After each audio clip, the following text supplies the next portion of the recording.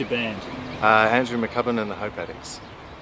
I think probably David Bowie's Ashes to Ashes, that album. There's guitars, the guitars on that are just incredible, and yeah, it's just stuck with me ever since. It's one of those albums that I can, not that I've listened to it for a few years, but I can go back to it and still really like it. So I went to see Flowers, which are now, well, these days, or used to be called Ice House. They were originally called Flowers. That was when I was in about grade 4, and my dad was really into Flowers. So and they were playing at a university, so he took me to see them play, and we were queuing up for hours, and then they said it was sold out, and just over to the right there was a sort of back door area, and there was a guy standing there, and I thought I'd put on my dejected look, and he came over and said, "Oh, didn't you guys have tickets?" And I said, and we said no, and so he said, "Come with me." So my dad and myself and my sister went through the back door, and he gave us one of the best spots in the house, and that was my first gig that I saw, I think. So I'm not sure, I would have been, whatever that is, 9 or 10 or something like that. Fantastic. Yeah. I think the last album I bought was, oh no, I was actually given it. It was Nick Cave's the Abattoir Blues album, that double album with the Lyre of Orpheus and Abattoir Blues. That's probably my. What do you think of it? I love it.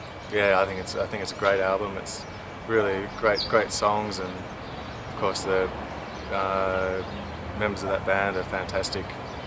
And I just think, from my perspective, I think everyone on that album played really well, and it was recorded really well, and it just sounds fantastic in my opinion. So I probably would hold that up in some kind of regard. Conway Savage's album launch at the Marquee of Law in Fitzroy. I'm sure there's probably some others since then, but off the top of my head, that was probably at least a memorable one of the last ones that I've been to. Well, I'd have to say probably Nick Cave and the Bad Seeds at the Sydney Myer Music Bowl.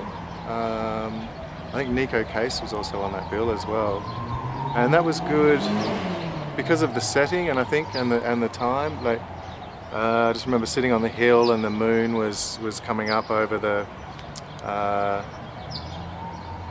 roof of the Myer Music Bowl, and it's just a really nice setting, and they started up, so we went right down the front, and it was just great. It was just a very powerful gig in a really beautiful environment. So I have to say that one, I'd say. Well, I don't know. I mean, tonight at our launch, I'm doing a duet with Philip and Niall from the Underground Lovers. One of my songs from an earlier album. And I really enjoy singing with her. She had a party at her place a little while ago, and we sort of spontaneously got up and did that song just on acoustic guitar, and the two of us singing by the fire, and that was I really enjoyed that.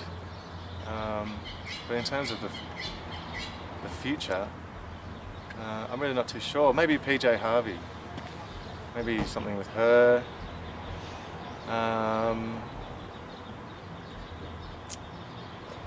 In terms of what song, the Nutbush. Nutbush City Limits. Yeah, yeah.